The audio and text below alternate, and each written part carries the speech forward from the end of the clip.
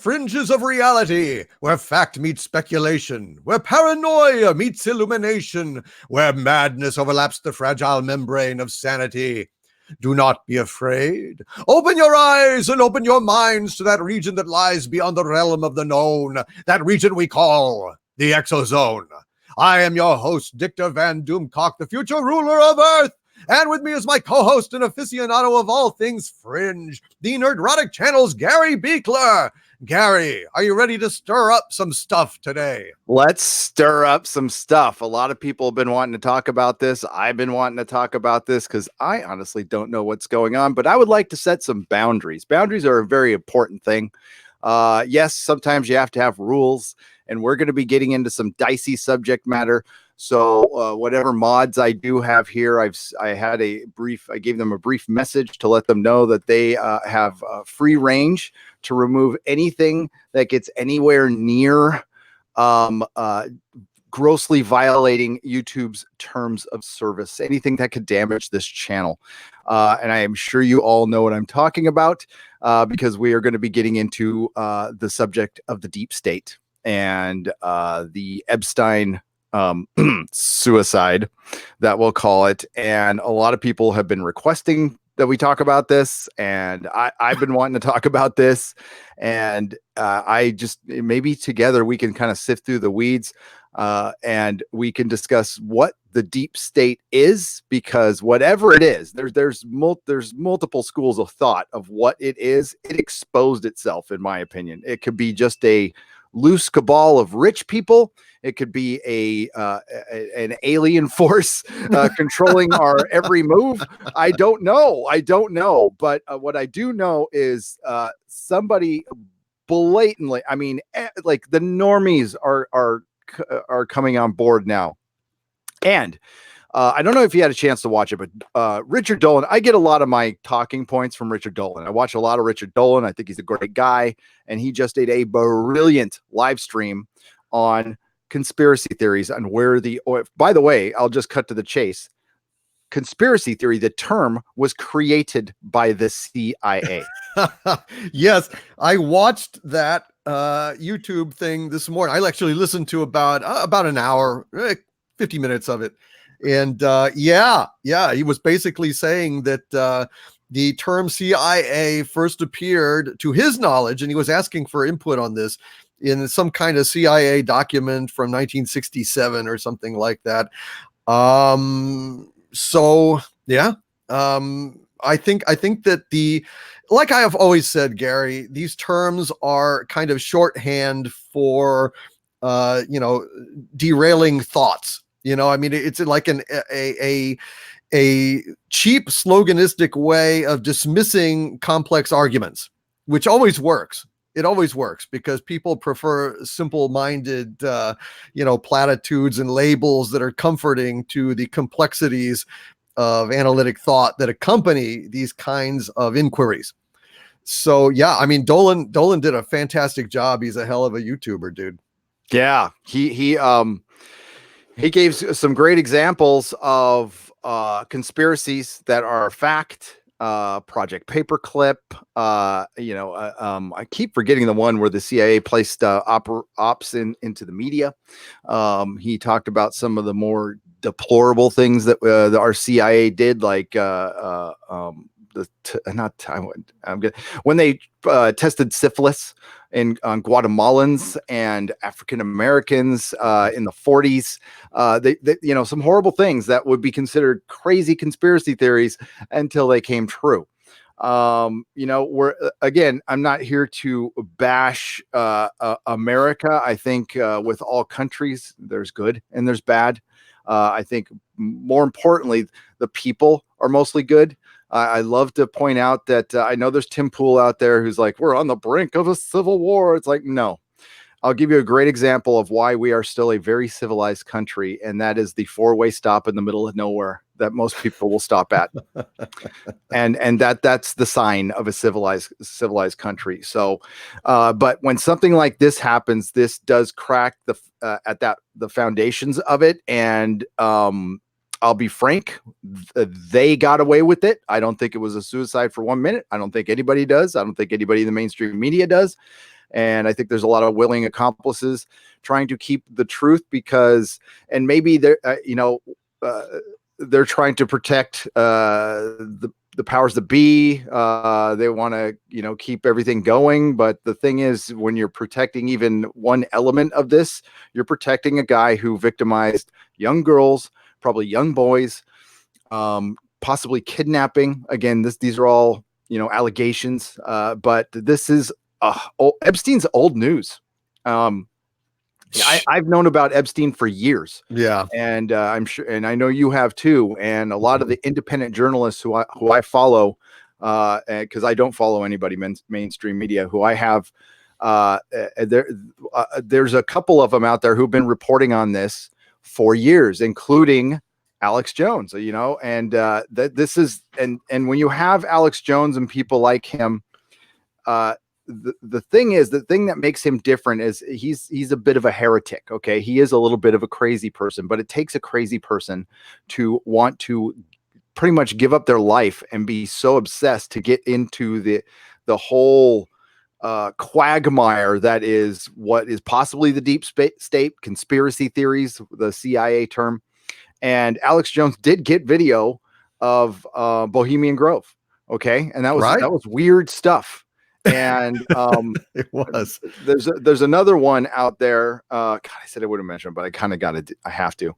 I don't agree with his conclusions, but there's another one out there named David Icke who's been putting pieces together for years, and a lot of it he's mentioned this stuff that's already happened years ago, and I'm talking decades ago. So, you don't have to believe everything these people say, and the person could be crazy in your eyes. Doesn't mean some of the information they brought us isn't correct. We got to keep that in mind. And look at some of the crazy people working in the mainstream media, and people believe them every day. And and how much stuff is hidden about them. We even had Geraldo Rivera piping in saying it was a murder, about Epstein, which is funny as hell. Well, my God, dude. I mean, how can anyone say it wasn't? I mean, come on. Yep. I mean, come on, man. It's not even conspiracy, for fuck's sake. He's in prison being watched. And they had already had him almost die, like what, a week before? Yep. Come on. I mean, it's just during not even a blackout. There was a blackout. Oh, right. That's just like out of like something like I don't know, Star Trek Discovery or Hawaii 5-0 or some exactly. shit. Where now the masterminds do a blackout and then some guy comes in and kills him and moves on. The only thing that's missing is like a little like calling card, like a Queen of Spades with its face blacked out or something. You know what I mean? Left on the body. I mean, Dr. Evil escapes in Austin Powers. Yeah. It's dumb. See, we were talking prior. For those of you who've read A Song of Ice and Fire, does this sound eerily similar to how Tyrion Lannister was? Because what happened is, sorry, spoilers. Jamie in the books, Jamie leaned on Varys to let Tyrion go when he was on trial for murdering Joffrey. And Varys gave some of the guards some of the dream wine, put them to sleep. But Varys did not. He didn't intend for Tyrion to go kill Tywin, but he did, and he didn't really stop him. But and then Cersei found out, and she just said, "Well, let's make sure the guards go to sleep forever after this." And that's it sounds eerily similar that they're now saying the guards fell asleep. There is no camera footage. There is his Epstein's girlfriend, Maxwell is her last name, can't be found at this point. We don't know where she is. They didn't raid. I'm going to just call it Pede. And I don't want to say anything, but you know what I'm talking about. What a Pede. Pede Island was raided after he died. After he died. I just shot you an article, which I just perused. That the Daily Mail, right now I've got Daily Mail notifications and some of the headlines are crazy, but exclusive Jeffrey Epstein shipped $50,000 cement truck to Pede Island 3 weeks before damning expose was released, paying for machine upfront so it would arrive quicker. As experts say, he could have literally covered up evidence. Yes, all the evidence is being covered up. We all know that he was going to expose a bunch of people, and we all know at this point that they got away with it. They got away with it, and right in front of our face, brazenly, arrogantly, they got away with it. And there's really nothing we can do. And all we have to do is remember every single name associated with this person. As far as, I mean, listen, there's going to be people who are innocent, who are just with them at a party, whatever. I think we need to focus on the people who took multiple trips on the plane, people who possibly have been connected to him and Jimmy Savile, because there are people out there who are connected to him and Jimmy Savile, especially over there in the UK. Yeah. And a lot more. And and there's information I don't know, but the brazen way they did this it's not that surprising. Is that how jaded I am now, or is it just like this is the way of things, Doomcock? I mean, were you really surprised about this? Because I wasn't. I was like, oh, well, that took a long time. No, I wasn't surprised at all. I wasn't surprised at all. And I mean, it's just a terrible indictment of the system that somebody in custody would have that happen. And everybody knows it. Come on. Yeah. No. It's not at all surprising, dude. It's to me anyway. I don't know. No, it's not. And just knowing what I know about the inside of prison systems and stuff, when you're on suicide watch, you're rarely let off that quickly. Okay. I can tell you right now, when you're on suicide watch, you're in a padded room and you're not, there's nothing pointy or anything. There is just no way you can off yourself unless you find a way to hold your own breath or something like that. Everything about this is just bullshit. It's just straight up bullshit. And it comes, and there's people starting to disappear on the peripheral. Now, I don't know this for a fact, but there's like some judge involved who, I mean, he was old, but he did pass away. I think, and this goes back to, Wiener's computer. There's a lot of things connected to this guy. Anthony Weiner? Yeah, his computer. There was his computer. Like, remember, it disappeared when they found it. He had a laptop that they. Well, I thought it was just Carlos Danger's Wang shots. Carlos Danger. Yes, remember that's Carlos Danger. That's why I never, ever, ever, ever, ever, ever tweet out dick pics. Ever. I remember. Don't be Carlos Danger. I go one step further. I never take a picture. I don't know. I mean, I don't tweet them out. Don't take pictures. Yes. And I won't name myself Carlos Danger. But as far as Epstein is concerned, Charlie Cuidado. I am very right. I am curious about his Hollywood connections, which there are many. The Kevin Spacey is connected to this guy. And I think, that's the only one I know for a fact who's like been on the plane and stuff. And because he was buddies with Bill. And somebody sent me a picture that he had. I'm going to find this. The creepiest picture I've ever seen that he had on that Epstein had on his island. Now, I can't 100% verify this. I'm going to go off the article. Give me a second. My stupid Facebook has to load. Oh, dear. Yeah, it is a stupid Facebook, by the way. Oh, it is. I know. I don't like Facebook. I keep it for the channel. That's I know. That's about and I want to send a shout out to my Doomcock army on Facebook. I know I need to slip on there somehow, and I don't know, make a fake account or something and come by and say hi. I appreciate you guys. I hate Facebook. No, there's no. Okay, so I don't. Now this has been making the rounds, and I don't even want to. I'll describe the picture. How's that? Yeah. Let's just describe the picture. That he's got a painting of Bill Clinton in a Monica Lewinsky dress on a chair, waving, and probably. I mean, it's in the Oval Office, by the way. And it looks like a photo, but it's just a photorealistic painting. And that's really weird. I mean, and I don't think there's any doubt that this dude was jaded and weird and dark. And but what you know, what's really bizarre is the ritualistic manner that he did his business, we'll say, on that island with that temple. And it was very specific looking, like almost Mesopotamia looking, you know, freaking, you know, it's just bizarre stuff. And I'm wondering if this, I mean, a lot of this, so the conspiracy theory is that he would drag these powerful people over. They would do their elude things and he would videotape it, and then it would be used by him or some large organization to get policy passed, basically using blackmail for everything. That's one way to look at it. I think you can also look at, like, amazingly rich people are jaded because they have their every need filled, and maybe they just get darker as they go on sometime. You know, that factors in as well. Just general human jadedness, I guess. But you know, I'm curious to hear what you guys think. And again, you know, we don't want to get into, I definitely know, like, anti-Semitic stuff. I won't even tolerate that. That's not something I get into.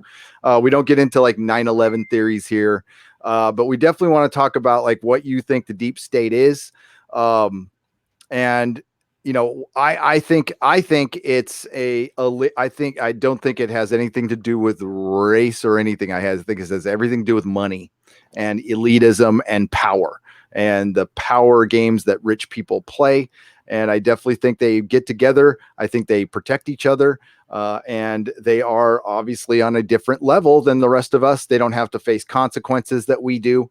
A normal person under these circumstances would have probably been thrown, like, Epstein was in danger anyway. He couldn't have been thrown into general population, or he would have been killed by a prisoner, which I'm surprised they just didn't do that, you know, which they could have, because, you know, the one thing that is not loved inside of a jail or a prison is a ped. Okay, you got a death sentence on your head if you get put in the general population. You won't last 5 minutes anywhere. Well, that's true, but if he'd been put into Gen Pop, he might have talked, and people in Gen Pop might have heard what he had to say. Yeah, and maybe they were aware that maybe we'll just wait, because this guy could listen. He was the most high-profile prisoner in my lifetime. I can't think of one that was more high-profile than him. It's as far as his connections to power and stuff. So and it's just, I mean, it's dumbfounding, but it's not dumbfounding. You know, it's like it's disappointing. Do I sound like a parent? I'm so disappointed. Yes, in the system right now for doing this. So Jeff McKelvey for $10. I love me some ExoZone. Hail Doomcock and Gary. Hail Jeff. The 3D Trekker. And Mark C, $5. Let's hope we are not on the brink of a civil war on side. One side has all the guns. That's true. I don't think. Yeah, I don't see that happening at all. Nah, we're a long way from that. I'm, you know, the media might like it, but yeah. Well, it'd be good ratings, but I think no, it's not to be. No, it's not to be desired either. It's bad. Matches Burn says, fun fact, even Epstein's associates admit his island was wired to the gills with video cameras. Isn't it interesting he suddenly became so powerful and influential with powerful elites blackmail? Yeah. They don't know where he made his money. He was a hedge fund manager that just magically made a bunch of money. Now we've seen that happen before, but not to this level. And again, he was a pal with presidents, senators, high profile lawyers, one who got him his sweet deal where he should have been in jail for the rest of his life anyway. Remember, he has prior convictions. He's already been convicted of this, or was already convicted of this, and should have been in jail, but he was in a jail where he had a key. He could leave. He could have private meetings. Well, that's not a jail. That's an apartment. It's an apartment. with security. Rent free. It's an apartment with security. Oh man. Oh man, I don't know. I just yeah, this I mean I've expressed skepticism to you, Gary, about the deep state per se. I just feel like the kind of things that get attributed to deep state are really just the natural comings together and you know, working in their own self-interest of groups of individuals every now and then, and corporations and stuff. I don't know that there's a permanent underlying base of operations or anything like that. I think it's just you know, naturally the wealthy conspire in big ways, and common people conspire in small ways. You know, it's just I can see that. I think there's, but I don't know. I mean, there could be something out there. I'm definitely not poo-pooing anything. I'm just saying that I tend to look at it that way because there seems to be little coordination in big things to me. Yeah. I mean, listen, that's you come at it with a skeptical, reasonable, very reasonable way to look at it, because you know, you see how government operations run, and it's really incompetent. It's sometimes it's hard to believe that there is a group of people who can really run things. But I think I've seen some private ventures work solid. So I think there might be factions out there. Is there one big overarching faction? I don't know. I honestly don't know, but I think there is most definitely factions that want to do some potentially very scary things with the human race, including reduce the population. I think that is definitely on the table. That is something I would be willing to consider. I don't know, but I would be willing to consider it. There's and this being exposed right now, I think you're going to make a lot of believers out of a lot of people, though. This is a kind of a watershed moment in conspiracy theories. Tharies for £5. Loved your Doctor Who video, Doomcock. Yes, we did love it, by the way. Well, thank you. Thank you very much. Nerdrotic. Go ahead. Sorry. No, go ahead. I'm sorry. Nerdrotic, can you come on the stream next week? Of course, Doomcock, you're invited too. I can't next week, but I can the following week, Tharies. Next week is I'm still working out my house stuff. And that's why it's got, today's going to be a 2-hour episode. A solid 2-hour episode today, because it's hot and I've got to finish my work, and I know you have stuff to do too. But Tharies, we have the invitation. I don't know if you're available, but yeah, I would certainly come on, Tharies. Yeah, no problem. If we can do it on a Thursday, it would just depend. I would have to see what what's going on at that time. Yeah, potentially the 22nd, but yeah, I can do it the week after next, Tharies, because I know he's wanted to get me on for a while. So certainly, yes. Mark C for $10. I am not surprised that Epstein's death happened. Kind of surprised it seems to go down like a badly cliche TV show murder mystery, almost like it happened under the nose of the Scooby Gang. Ruh-roh, Epstein's dead. Yeah. Oh, zoink, Scoob! Raggy, that shit was suicide. Yeah. I doubt there'll be a guard driving a Ferrari, says Scott Williams for $2. I doubt it. I think he might be driving a car at the bottom of the Hudson or something like that, whatever lake or large body of water that person is near, potentially. Again, that's just my speculation. Yeah, it's so there's a giant cement truck that he ordered. It's just, I mean, I shouldn't laugh. It's not funny, but it's funny. It's like it kind of is, because it's just so cartoonish. It's like you go, if Sylvester the cat was in a similar situation, he'd be like, "Give me a cement truck." You know? Yes. You see what I'm saying? It's Acme. It says Acme on the side.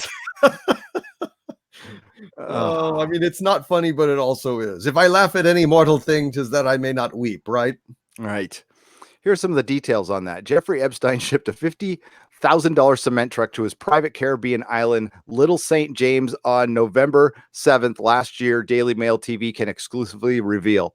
Epstein sent the machine with an express bill of lading, an unusual and expensive way of shipping an item so that it arrives quickly. The 66-year-old, who died apparently of suicide on Saturday, was in such a hurry that he paid for the machine up front so it would arrive sooner, which you already said. Stop repeating yourself. The 3 weeks later, the Miami Herald published the expose on Epstein, November 28th, which exclusively led to Epstein being arrested in July. Now, a lot of people might not like this name, but I mean, he's got to be mentioned, okay, because the Miami Herald did their lion's share of work on this, but there's a guy named Mike Cernovich who's actually been talking about this for years. Shipping experts told Daily Mail TV that possibly that was used to literally cover up evidence cannot be discounted. Other items sent to Epstein was a tile and carpet extractor that weighed 191 pounds and that was sent to his New York home from the U.S. Virgin Islands on March 11th. Epstein also had an industrial shredder sent to his island in 2008, shortly after reaching a controversial non-prosecution agreement in Florida. Well, Isn't that special? and that's special. He's a sinner. What can I say? This is unfucking believable. That they were able to get away with this, and there's news on it.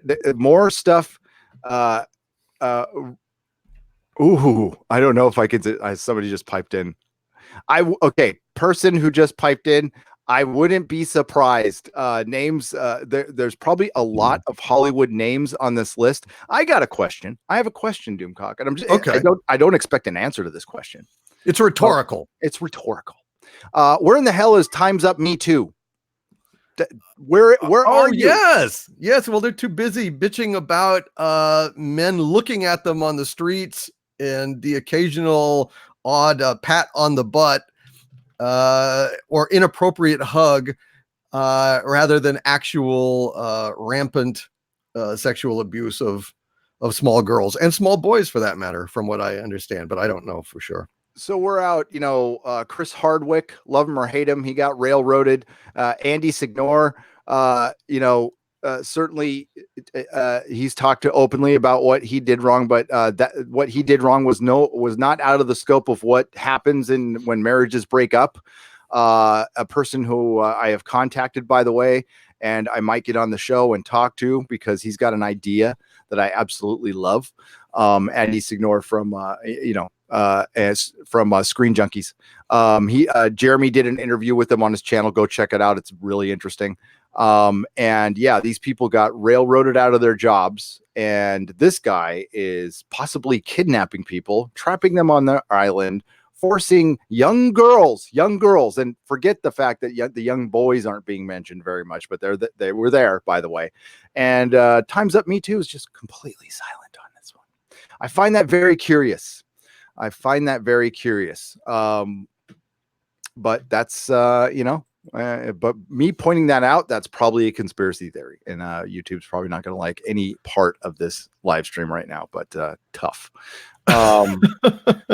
That's why, by the way, I will be, cause I'm a chicken shit. I will be moving it to my website when this is done. So this is only time you can watch it here on YouTube, but I have a website called nerdrotic.com where you can get the audio version. And that's why the chat is posted up here, so you guys can see the chat, because what you guys say is important.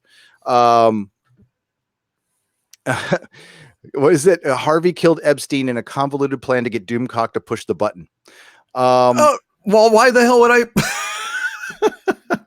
Bad plan, Harvey. Bad plan. Shit, if he got out to do that, then why didn't he just rampage? There's faulty logic in this premise. Excuse me, I misspoke. I'm having bourbon, by the way, Gary, just so you know. Hey, there you go. I'm drinking on the job. You need on this subject. You know what? I'm not surprised, and it's a miracle I'm sober every day. Epstein was also obsessed with science. Met with Harvard and MIT professors. So what's the implication there? Was he maybe doing like weird experiments on people? Maybe that he was also indulging academics and scientists to go to take the ride to P Island. Oh yeah, and a name that has been implicated, but he has denied is this isn't an academic, but it's Alan Dershowitz, which he is vehemently denying. But I think he did help craft the agreement he got back in 2008. Now that's just a lawyer, so I don't know. And of course there was Kevin Spacey, and then there's Prince Andrew. Prince Andrew has been brought up. And royals have been brought up in the Jimmy Savile case. Now, if you're not familiar with Jimmy Savile, it's a tough one to read. But he's dead now. He was a DJ. He was a DJ in the UK who worked for the BBC. By the way, what he did would have destroyed any organization, any organization, but not the BBC.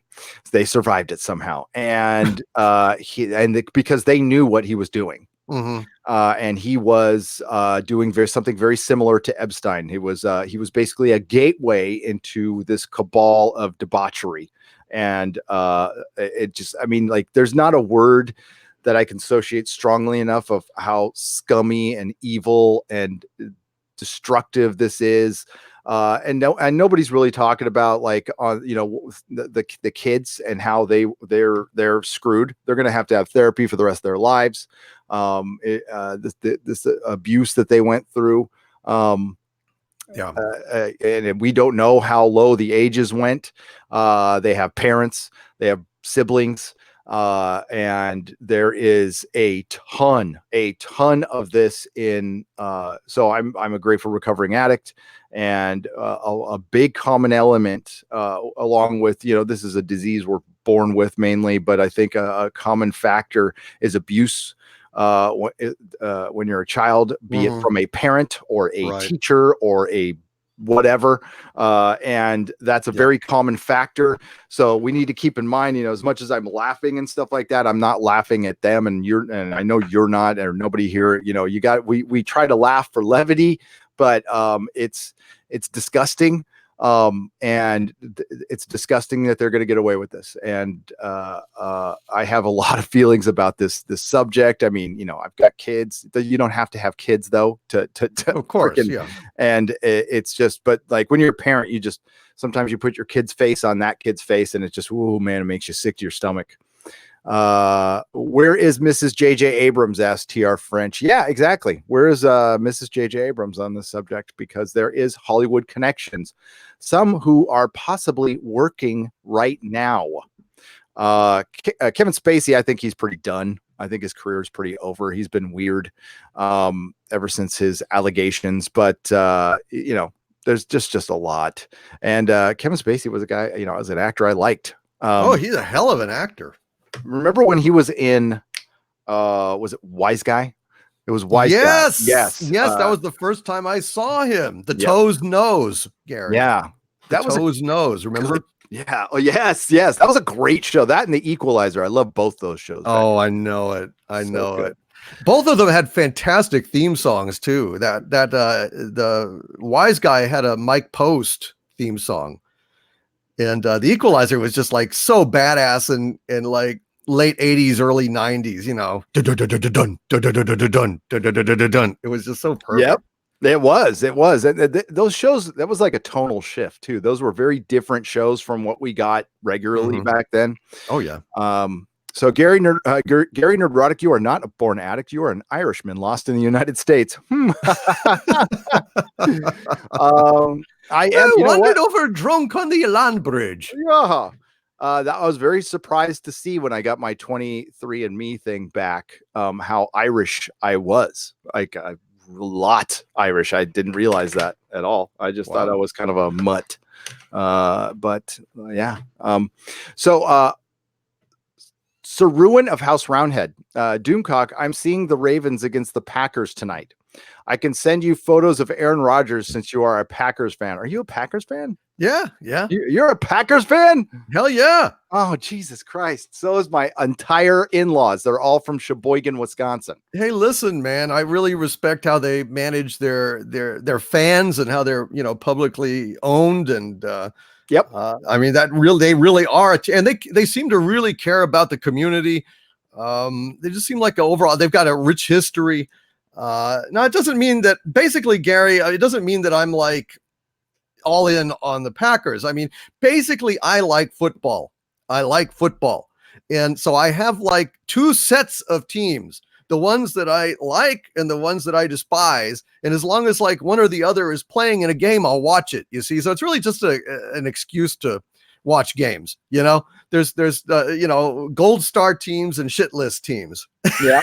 Interesting. I just like to watch. I just love football. I drove by the Raiders stadium being built in Vegas a couple times. It looks pretty amazing. It's going to be when they finish. I don't know when they're going to finish. I don't think it's going to be finished in a year, folks. And the funny thing is, the Raiders are playing in downtown San Francisco, where they are hated. People hate them here, and they're playing at Pac Bell, or whatever they call the AT&T Park, the giant stadium this year, which is going to be funny. And I grew up hating the Raiders. By the way, I'm an ex-Charger fan. I don't care about football anymore, but I've been to the first Packer game I went to was the family. So Melissa's dad, my wife, is an owner because he owns property over there. So he has the stock in the team, and so do all her uncles. All the brothers own stock in the team. So they took me to the first game they took me to was Aaron Rodgers versus Brett Favre when he was playing for the Vikings. Freaking brilliant game. Oh, that's so good. Goddamn turncoat. Favre really, I'm sorry, but going over to the Vikings, just to me, severely impacted his legacy. Severely. Yep. I'm sorry. You got to think about legacy, man, right? I mean, how much money do you need? He didn't need any more. It's ridiculous. And how much does your ego play in to be so disloyal? And it just really like hurt his legacy, in my opinion. Yep. And ego plays in a lot, and it plays into a lot of these things. Yes. Don't you wish Star Trek was run by like the Packers? Yes. Like it was community owned. Man. Like you had one. We could have stockholder meetings and votes as to, Kurtzman needs to go, shit like that. Maybe we can buy Star Trek. We could crowdfund Star Trek. I'd love it. Buy it. Yeah, I'd love it. I'd bring in Ron Moore to work with me to make Star Trek great again. You know what? Billionaires out there, instead of being jaded and being part of weird peed islands, why don't you come buy a franchise and save it? Do some good for humanity, and be a philanthropist with your money, feed starving people or something like that. But Jesus Christ. Yes. The hunky chunky funky baggy. So and it's what is this? It's August, right? Yeah, it's still August. So it's a preseason game. So the hunky chunky funky monkey for £5. The deep state are a bunch of amateurs. Doomcock's layer of Xanadu is way deeper. At the center of the earth, as deep as it goes. It's That's why I'm deeper. poo-pooing deep state conspiracies, because I've got the deepest state of all, Xanadu, the center of the earth. So back off. Back off, man. OBDM videos for $2.99. Search the term double government in Boston Globe. I will. Double government. Double government. Is that like double mint? That's what I was thinking. Exactly. Yeah. You anticipate me, sir. Double your pleasure, double your fun. Yes. Remember the Doublemint twins? Oh, yes, of course. Of course. Dos chicas. I prefer dos chicas. Dos chicas. Stay horny, my friends. National Security and Double Government reprint edition. National Security and Double Government offers a disquieting answer. Michael J. Glennon challenges the myth that the U.S. security policy is still forged by America's invisible Madisonian institutions. The president. Okay. Yeah, I mean, like, this is stuff. I love that stuff. I love it. I don't know if I believe it all, but it's very entertaining. But yeah, I think there's a philosophy in recovery where when you're at a meeting, not everything everybody says is gospel. Okay. There's people talking but what you're supposed to do is just pick out the parts that apply to you that make sense. And I do the same thing when I listen to a Alex Jones, David Icke, or I'm listening to George Norrie, or not George Norrie, but George Knapp. Right. And, back in the Art Bell days, I didn't believe everything, but there's nuggets of it that were like, damn, okay, I can believe that, Adam Child for $4.99. Hey, Gary, you think The Mummy 2017 is bad? Go watch In the Name of the King with Jason Statham. It's Lord of the Rings, Harry Potter ripoff. I'll have to watch that, but I like Jason Statham. So The Mummy, I'm halfway through it now. It's so bad. And the fact that they gave the guy who wrote and directed that the keys to Star Trek, and that there's exactly. And there's people out there who still defend this guy and just think, well, no, that really wasn't his fault. Not that. No. He's going to destroy Star Trek. Whether you can listen to me now, believe me later. He's going to destroy Star Trek. It's done. It's done. We're just going to wait for the actual process to happen. But it has no hope of getting good under Alex Kurtzman. No, sorry. No, of course not, dude. Yeah. I mean, that's why, like yesterday on that live stream we were on, where people were discussing this, it's just like, as long as Kurtzman is in Star Trek, as long as Bad Robot has their filthy talons in the neck of Star Trek, it's dead. Just straight up. And the longer it goes, the more dead it will be, to where not even the necromancy can bring it back. Yeah, exactly. And for people who say, well, Bad Robot's not officially involved, go watch an episode. Take a look at the lens flares, the Dutch angles, the camera angles, the crew. Go look at the IMDb of the special effects crew and everybody involved in the aesthetics. It's Bad Robot. It is. And Alex Kurtzman said I've covered it. You've covered it. He says it out loud in the special features that they brought Bad Robot people in to make it look more cinematic in the aesthetic of JJ Trek. Jesus Christ. But semantics, people still want to argue semantics because they love Star Trek. I love Star Trek. But I love it in a way that I used to love the Chargers. I would be very critical when they were being stupid. And sticking with Norv Turner. And that's kind of what Star Trek is doing right now. Alex Kurtzman is the Norv Turner of Star Trek. But at least Norv Turner was a good offensive coordinator, and Kurtzman's never been good at anything. Care for a Jelly Baby. Oh, wait, I'm sorry. Classic Comics. For $5. Read an article where Epstein's maintenance man said that the temple looking building was just a gym. Lots of pictures of naked women on the walls. But we have potential, and yeah, I will. And I know what you're saying there. Thank you for the $5. And that's probably what they said it was, but there are pictures of the inside of this place, taken by there's a couple girls who've already been saying stuff, and some of, one thing has just been unsealed. And Mike Barrow was going over it, and there's pictures of the inside of this place, and it's bedrooms and freaking cameras everywhere. Wow. But I'm sure that's what he said. It was just a gym, and maybe it was a gym, and then they threw mattresses down. I mean, who knows? But the place was called Pede Island. It was called that by many people. Oh my God.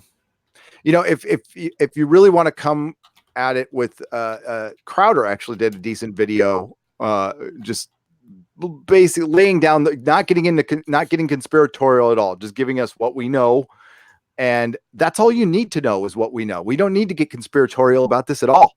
The facts are pretty. I think they shine a light on exactly what's going on. It's just how.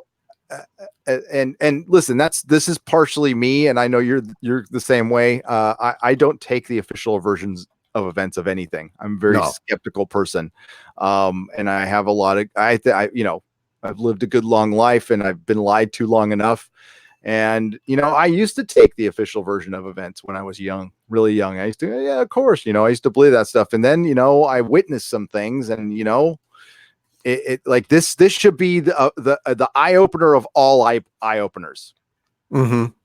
Yeah. Oh, it should. I mean, even the normies ought to like blink and say, hey, out of their stupor. I mean, it's just painfully bad. It's the kind of thing that I would basically be slamming on a TV show if it was in a fictional narrative. I would be saying, oh, come on.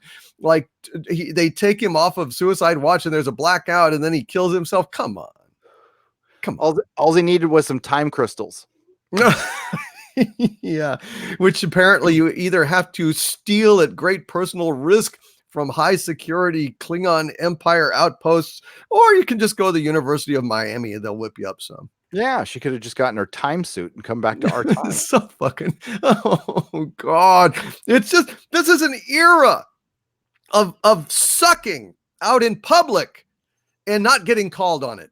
I mean, time and time again, this shit, politically, this Epstein thing, even like 20 years ago, or Star Trek Discovery, if that crap had gotten on the air, oh my God, it would have been crucified. Yep. In another time, before like standards got lowered and people just, I don't know what the hell is going on with people. I don't know. It boggles my mind that we have descended to this level. No, I think it's a great example of overall what's going on. I think you just made a great point right there. This wouldn't have been tolerated even at 10 years ago, but it is now. We've just had disclosure. Like we've had the government admit that they're investigating UF freaking O's, and people just went, is Big Brother on right now? Doomcock, is Big Brother on? And then we have this. So it makes it a lot clearer why something like Star Trek Discovery and Doctor Who could get made so filled with agenda and bad writing, and people just go, you know, because it's on all levels right now. It's pretty bad. Care for Jelly Baby for £5 says David Icke is a loon, but even a broken clock is right twice a day. Yeah, and indeed that loon is, I do believe, the first place I've heard the name Jeffrey Epstein.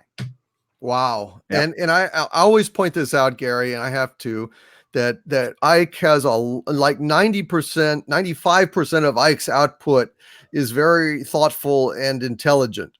And the other stuff about the, you know, shape-shifting reptiles and certain, shall we say, you know what I'm saying? Pretty, you know, reprehensible ideas. I think that those may be planted. I mean, those may have been like germinated in David Icke in order to invalidate the massive body of work that otherwise is impeccable. You know, I think they might have, you know, drugged him and convinced him that somebody had turned into a reptile before his eyes, because he won't let that bone go now. Or there may be reptiles out there. I don't know, but it just seems more likely to me that the man is deluded and convinced because of some kind of, you know, drugs or operation. You know what I mean? Yeah. Hologram. And then also, you know, again, his obsessive nature, and I was speaking about this earlier, is the heretics. And I get that from Graham Hancock. Graham Hancock did a great speech on why we need heretics. And yeah, they are obsessive, crazy people, because for the initial investigation, for people to even dive into subject matter at the time that is considered so insane, you need the heretic. You need kind of the nutty person to do that, to get the information flowing, and then it can be passed on to other people, and it gets back. It gets, because listen, you know, Graham Hancock, George, Coast to Coast, Art Bell, all that stuff was considered crazy talk 20 years ago, and now 20 years later we have governments admitting there's UFOs, and you know, like, think, you know, times change and people look a little less crazy. I'm not saying David Icke looks a little less crazy, but he was certainly right about this, about the cabal of rich people doing decadent things, debaucherous things. The reasons, well, I honestly, the reasons will matter if there's any kind of trial or if anybody gets in trouble. But right now, the facts in front of us are all we need. There was an island, a peed island, that rich people went to and victimized young children. And the fact that powers that be still want to cover that up is something that we should never let go, ever. And continue talking about. And yeah, so if some of us get, I don't think people are going to laugh at anybody anymore. I just don't. Tharis for £2 says 20-second works fine, Gary. Excellent. I will note it down, my friend. Adam Child, $4.99. Doomcock just signed up to be a Legionnaire. All right. Thank you, sir. Appreciate that. Welcome to the lair. Welcome to Xanadu. Actually, you signed up just in time. I'm getting ready to do a series of our Discord talks, Doomcock Roundtable and the Dick Doomcock Power Hours. So good timing. Excellent timing. Adam Child, $4.99. Doomcock. By the way, I'm finishing the rest of the sentence. Sorry. That movie I told you to watch, Gary, In the Name of the King. Would love commentary on that pile of trash. I could reserve that. Yes, if I could. Probably I'll make it part of a live stream. I'll talk about it in a live stream. Certainly. And if anybody could shoot me a copy of The Mummy, God damn it, I'll watch it. Yeah. I'll probably do an actual full-length commentary on it for Patreon or something, but and maybe review it. What the hell? Yeah. It sounds horrible. It's freaking horrible. And I think it gives great context to our arguments. I'm surprised I should have done it earlier, but well, it's painful, dude. Yeah, it's bad. Best Equalizer episode: terrorists take over wedding reception and McCall goes die hard on them. Unhinged Crank for $5. I don't remember that episode. I watched every episode. I just don't remember it. On which one? On Equalizer? Yeah. What was it? It was terrorists take over a wedding reception and McCall goes all died hard on them. Oh, I can imagine that. I'd love to see that show again. I just don't know where you can find it. Yeah. God dang, it's freaking hot. I'd see. Okay, so it's not hot in like Texas standards or center of the earth standards, but there's no there's no reason to have an air conditioner in San Francisco because it's 65 in the summer, except for the 4 days it gets hot. And man, it's bad. So I'm sorry, man. No, it's all right. Equalize. But we're like 105, 106 here and have been for weeks. So oh Jesus. Yeah. I think it's like 90 or something like that. Well, that's pretty hot for no AC, I guess. Yeah. No ocean breeze coming, huh? None whatsoever. Where Equalize? Where to stream the Equalizer? Is it on Netflix?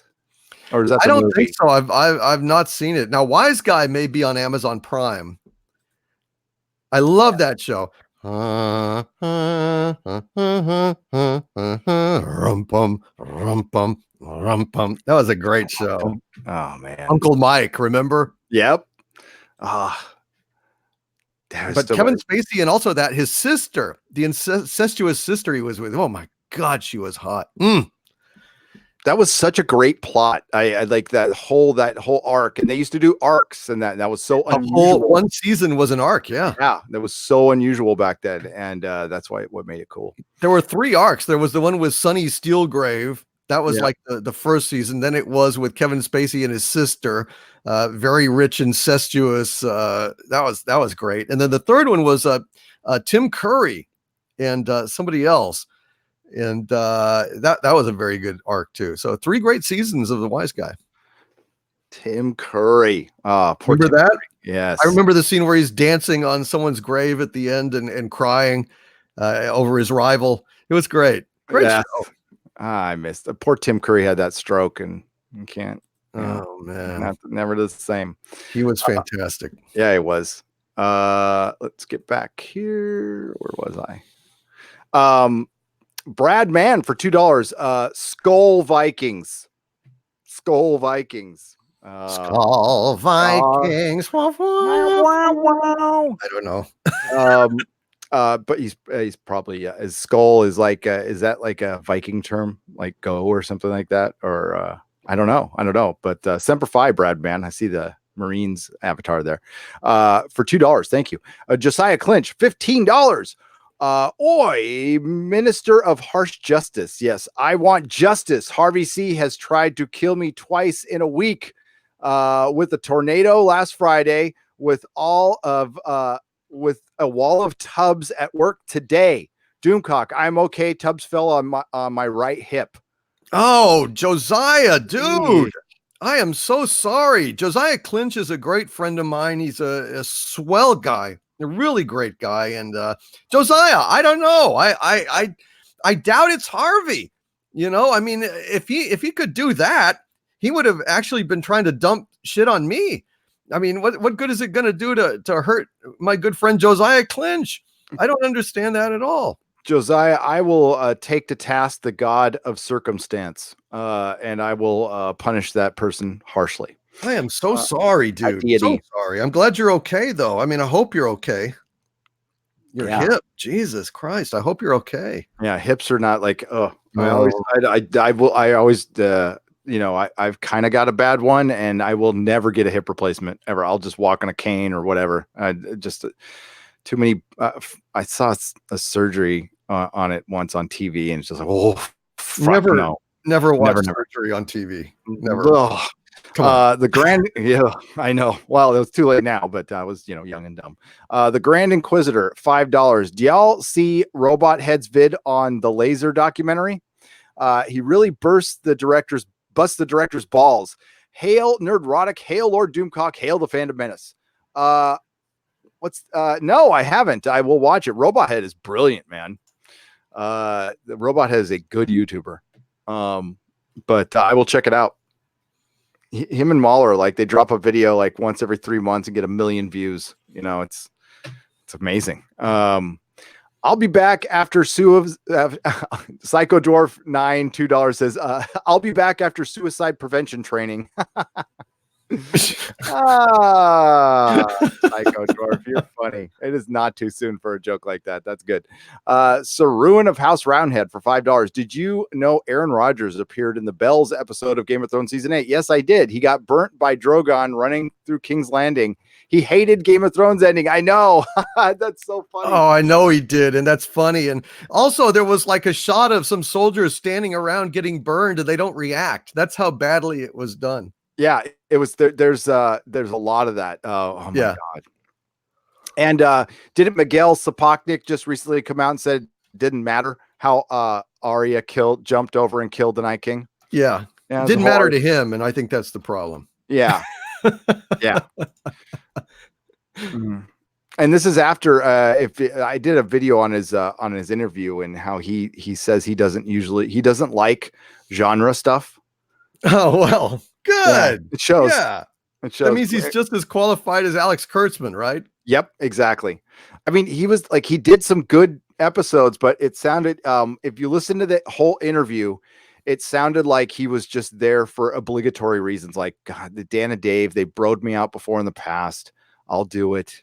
Fine. Mm-hmm. He didn't want to do the episode. He wanted to do another episode. And all he did was bitch and complain. Right. It's like, bro, you get paid probably millions. What does a director make for Game of Thrones? Millions of dollars, right? Like a couple million, maybe $1 million paycheck. I have no idea, but a lot of money, like a lot more than any of us get paid for like a month of work, 2 months of work. Yeah, it's probably hard work, but it's a month. I don't see. Yeah, I'm going to make a video about this bullshit. I've got a lot to say about this. It really pissed me off, Gary. Yep. And that's going to be my next one. I think I'll have it out tomorrow. Jim Courter for $5. Hail Gary, hail Doomcock. A British reporter, Sean Atwood, has a great YouTube series about all the deaths that surround the Clintons. It's scary. That was actually trending after that, and then it got suppressed by Twitter, and they replaced it with something else, according to reports, which was really weird, but not surprising. I mean, Twitter manipulates the trends all the time. Seawalker 94, $2. Hail DC and Gary, still waiting for your Plex usernames. You're right, dude. Yeah, it's like, keep forgetting. Dang it. I'm sorry, dude. I'll get on that. So I'm sorry. I really appreciate it. I really do. Yeah. Unhinged Crank, $2. Season 1, episode 19, 1986, Breakpoint, NBC.com. There we go. There, on NBC.com, we can watch season 1, episode 19. It came out 1986. Woo. 1986. I was 16. No kidding. I was 16. Yeah. When the I Equalizer. I thought it was in the early 90s. No, late 80s. Late 80s. Oh, okay. Or mid to late 80s. 86. What was I? That was a good year, actually. That was a really good year. Thank you, Unhinged Crank. Thank All you. right, we can get to the chat here. Is Doomcock smoking? No, Doomcock is not. Nobody's smoking. No, I don't smoke. Why? What are you? Doomcock does not smoke. Yeah, I would if I had certain substances. Yeah, but I don't. So I have no shadowy underworld contacts, and the lizard people tend to eat it. So it doesn't grow. You know, it's not like the wildwood weed. Well, that wildwood flower grew wild on the farm, and we never knowed what it was called. that's right. You know that song? You don't know that song? No, I don't. It's by Jim Stafford. It's a song called Wildwood Weed, and it was a hit way back in the 70s. It's funny. It's a funny song about some guys that don't know what the hell's going on, but they just start chewing on weeds and discovering interesting things. That guy's chewing on a weed. Oh, wow. Yeah, exactly. Weird, man. Exactly right. Somebody asked me when my birthday is coming up. Let's see, where are we at here? So my birthday is coming up. It's going to be this weekend. So while I'm at the Silicon Valley, I'll probably do a 50th birthday stream someday this weekend sometime. Yeah, I'm not even going to have time to make a video today. I probably won't make a video. I have no idea what I'm going to. I usually don't have an idea what I'm going to make a video on until I decide to make it. Right. And it'll be probably tomorrow, maybe. We'll see. But yeah, nothing coming out today. I've got to finish this office. That's why I'm not on camera. I'm surrounded by Lord of the Rings boxes right now. So Neurotic Live, you need to check your email about Silicon Valley Comic-Con this weekend. Yeah, it's coming up. I don't know. I mean, I'm not going to go all 3 days. There's no way in hell I'm going to be able to do that. But 2 days I can go. It's not, the thing is, San Jose is called the Bay Area. But if you guys aren't familiar with the Bay Area, it's like 40 miles away. It's not close at all. That's what's funny about the 49ers playing. They should be called the San Jose 49ers because they're much closer to that city than actually San Francisco. Mm-hmm. But yeah, we've got another super chat here from Dilbertson. You talk about UK power cut, 2 physically and logically separate stations, one gas, one wind blow suffered total failures at the same time. Media say coincidence. Well, what happened during that power cut? That's the question you got to ask. David Icke's latest video on the Epstein stuff, he starts out very logically. I mean, like as far as the loon stuff, I mean, go watch his video, then make a judgment, because he starts the video. He's like, hey, we don't know what's going on right now. Okay. He hasn't said anything. But there is the school of thought out there that Epstein is still alive and this was all a ruse to get him out there. And all he says is, I'm going to consider all possibilities considering what we've seen so far. I don't think that's a radical statement in any way, shape, or form. I think he's dead. I personally think he's dead, but I mean, I suspect he is. I mean, yeah. I don't know. These people are not necessarily renowned for their sentimentality. Yeah, exactly. I mean, it would only be like a stand-up thing to do for a pal to go ahead and elaborately fake his death when his real death would be so much easier. I don't know. Well, I really don't know. Okay, so a good example of people who probably faked their deaths and got away with it are, I don't know, a lot of Nazis who went to Argentina. Maybe some who worked for us. Yeah, so it's been done before. And as brazen as they were about this, you can't take it off the table. I'm not saying I necessarily believe it, but you can't take it off the table.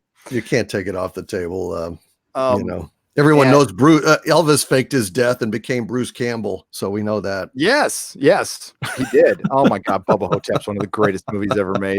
I need to see it. Somebody like You Mark haven't C seen it? actually pointed. No, I haven't. And Oh. Mark C pointed it out to me, and he also gave me some links to the soundtrack, which absolutely blew me away. Blew me the F away. It was like the soundtrack to Bubba Hotep is like Ennio Morricone meets Dire Straits. You know, it's just it's like beautiful. Oh, Mm. it's when you see it, you will be filled with joy. You will be gotta see filled with joy. It I'm is gonna buy just it. that good of a movie. And definitely watch Dredd when you get a chance. Dredd is fantastic. Yeah, I heard that. I'm reading the whole Judge Dredd series right now, and yeah, I'm enjoying it. Right. Thank you, Dilbertson. Yeah, the coincidence. I don't necessarily believe in them. What's up with all the Harvey conspiracy theories? He's not Harvey Weinstein. Stop it. Don't make him call Saul, says Lori Roberts for $5. I agree, Lori. I have to say, even I'm not an advocate for this Harveyism, this cult of Harvey, but I have to say, if he got out, that kind of shit is the least of what he would do. I mean, you would know. You shall know the day that he escapes. There shall be no questions about it. I assure you. Absolutely. Michael Jackson, James Dean. Yeah. Bill Hicks is Alex Jones. That one I can almost believe. They do look a little bit alike, but I think it's just that they've got that Texas face. They both look like Texans. But yeah, I definitely Bill Hicks and Alex Jones. I've thought that one before too. That's funny as hell. Boba Hotep is a great people. If you have not seen Boba Hotep, get it right now and watch it right after the EXoZone. It is so good. Every time I hear Harvey, I think of PJ Harvey, by the way. I don't know why, but I know. Absolutely. That's kind of a natural thought. But at least you don't think about the invisible rabbit. I hate that invisible rabbit crap with Jimmy Stewart. Harvey, hello. It's like really annoying. Oh my God. Donald Gracie, how could you bring 1986 is also notable as the beginning of the Van Hagar era. Hail the Red Rocker. I hated Van Hagar. Hated it. Now I like Sammy as a person. I think he's pretty funny, but I could not. No, I was a David Lee Roth guy. But yeah, considering what we've heard about Eddie Van Halen, I was in the same room as him for about 5 minutes at the Betty Ford Center. He never made it in the building. He got there, he looked like shit, and then he left. I look like shit too, though. So I was in the same boat. We were both kind of like slumping on a chair, semi drooling. Just not in a good way. Bubba Hotep available on Vudu and Tubi TV currently for free. There you go. Vudu for free? Tubi TV for free. Tubi TV, okay. Which is TUBI TV. Wonder if you can buy it on Amazon.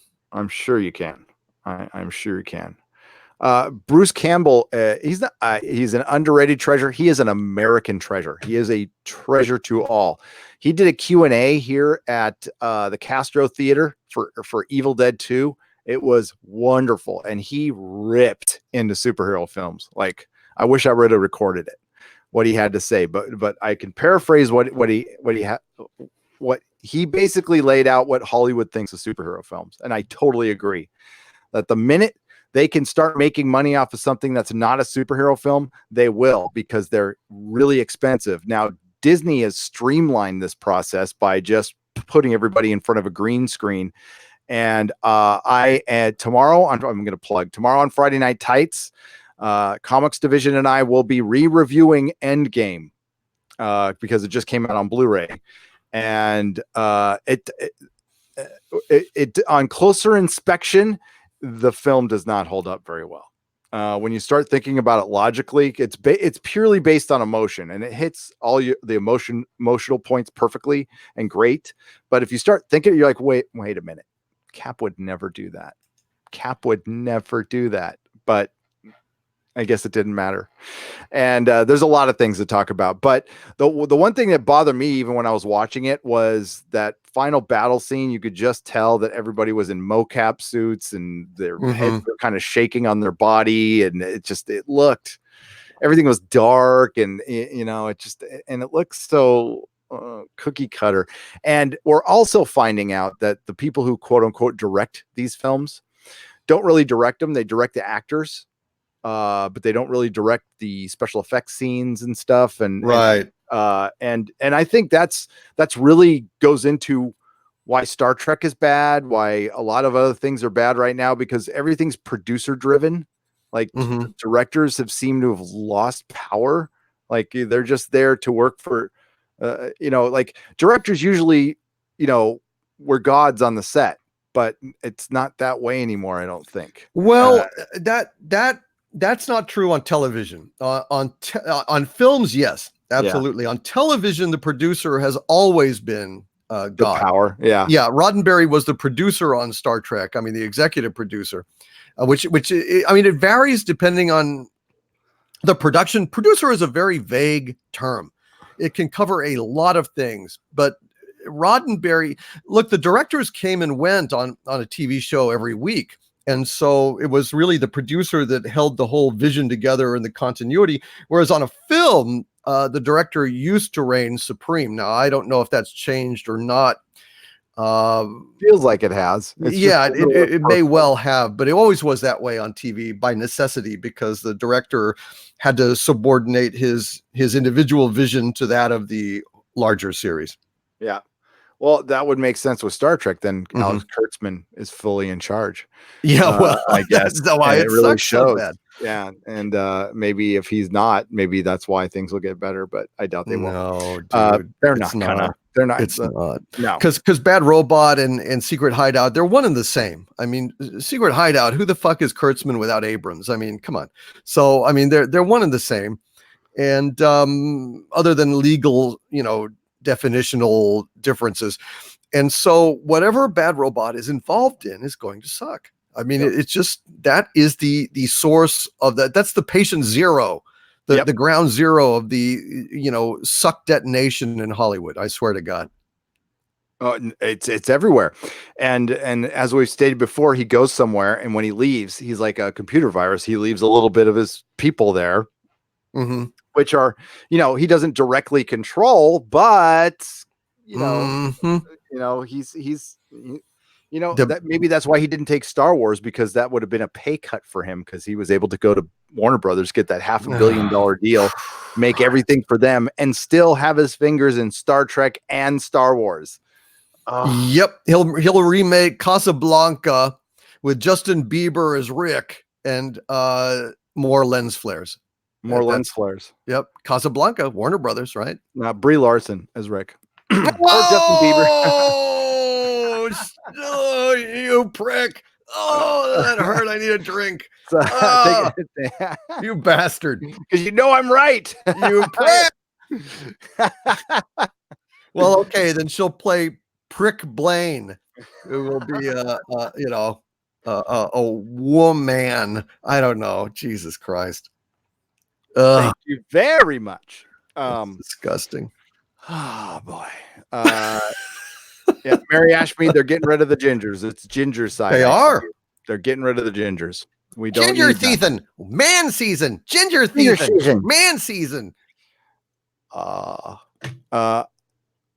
like the Nazi movie, zombie movie Overlord, produced by Bad Robot, says Terry B. I haven't seen it. But I haven't seen it. I'm not going to see it. Fuck. Isn't that a Jar Jar Abrams movie? It is. Yeah, I don't. Well, when the Bad Robot symbol is on there, it's like, oh my God, people were trying to tell me with Westworld too. They're like, Bad Robot's involved. I'm like, oh, but it's good. It was. Season 1 was great. It was. And I thought, and that's the thing, is in season 1, Nolan was in charge, and it clearly turned to Lisa Joy in season 2.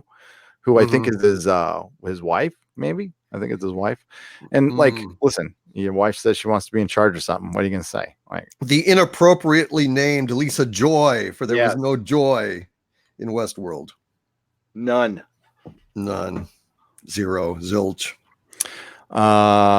I hated Avatar, one of the most overrated movies for me. Same old story at times. The visuals seemed like a cartoon, says Tony BP.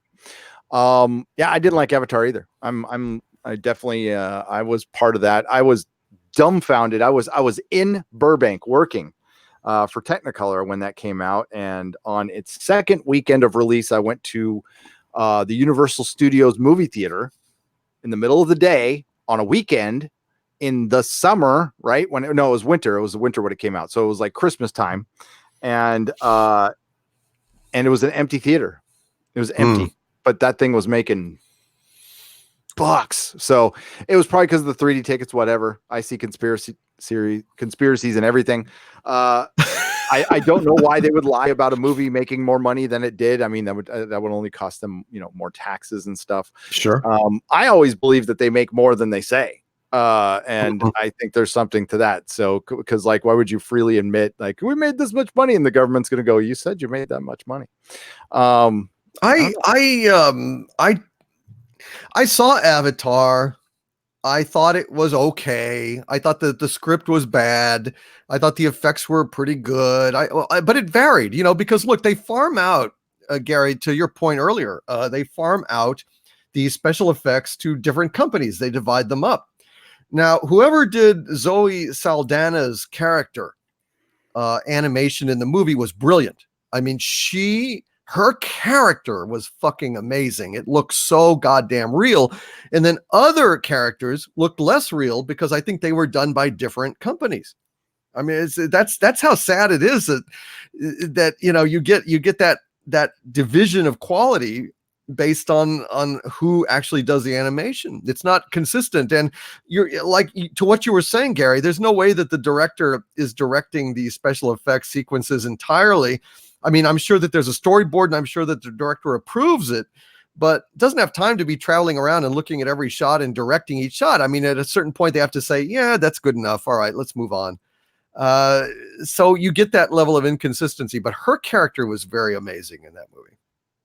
Yeah, there was some good special. I like the floating bits of mountains and stuff. I thought that was cool. Yeah, it was beautiful. But I very cliched story. Yeah, super cliche. I hated the theme of it. I hated it. I don't know. I mean, yeah, I just wasn't crazy about it.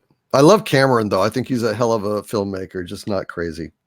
And maybe because I was brought up on Star Trek and Star Wars, I am totally over science fiction, where everything just sucks. Like The Expanse might be the exception, but there's parts of The Expanse of that world that don't suck. There's like some hopeful things about it. I just hate it where it's like, the world is overrun and population, and we're going to be fighting an alien hive mind. And, I like Fifth Element future or Blade Runner, where it still kind of sucks, but it's pretty, it feels like a full world, a lived in world.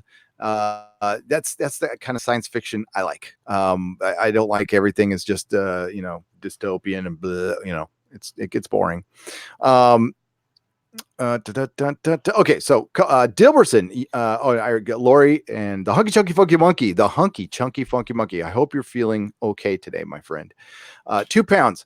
Sent DC a link on Twitter. Equalizer full Amazon.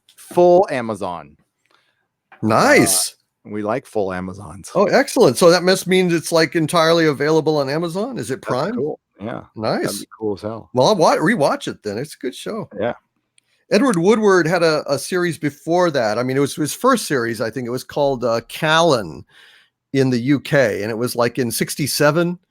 And he played a very cynical, hard, world-weary assassin.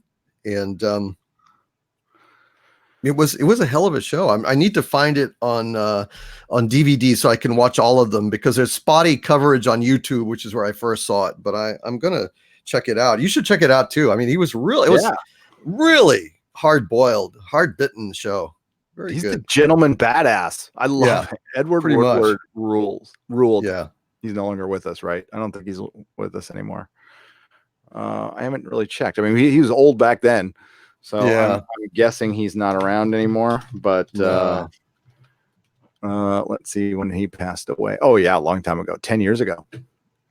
In 2009, the Royal Cornwall Hospital, Truro, United Kingdom. He was born June 1st, 1930 in Croydon, United Kingdom. Yeah, all hail Edward Woodward, the gentleman badass. Yes. All right, so back to the super chats over here. Unhinged Cranked, $2. Tony Shalhoub the monk as the lead terrorist. LOL. In what? Oh, in Equalizer, right? Yeah, or it was Wise Guy. Equalizer. Yeah, probably. Yes, because I here. Let's see if I can bring up an image of that. Tony Shalhoub terrorist. Equal. I wonder. God. Breakpoint. Yeah. Tony Shalhoub is in it. Yes, he is. Oh, the 80s. The 80s. Man, the Boys is getting. I'm like, I just went there and I saw this Boys thing, and it's getting so much love. I'm happy to see that. I'm definitely happy to see that. Donald Gracie for $5. I did that one. It was the Van Hagar era. Thanks for reminding me that. The best of both worlds. Van Hagar. Armchair Warlord for $5. This was a sting. The bad guys had to mobilize and leave tracks to get rid of Epstein. They are now exposed and the dominoes will fall. All hail Doomcock and Gary. God, I hope so. I hope this is if that's, I mean, that would be the one good thing. Then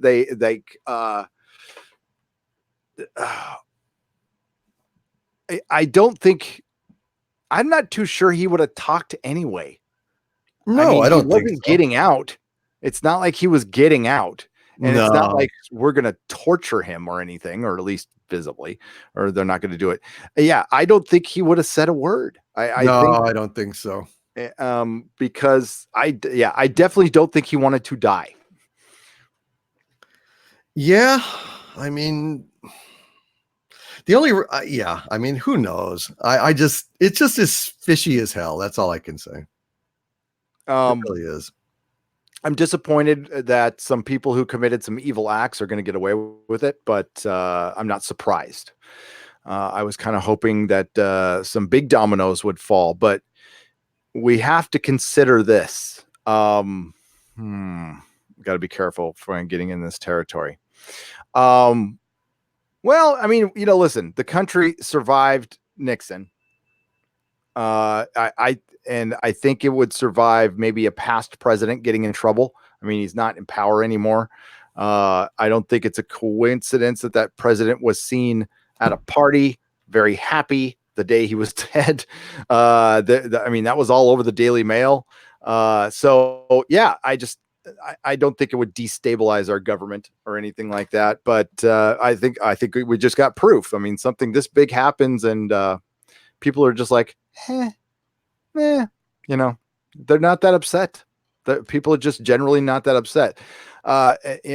Norwegian Kryptonian for 55 Norwegian crowns. There is a rumor that the new Star Wars has a runtime of 3 hours and 15 minutes. If that's correct, I'm out.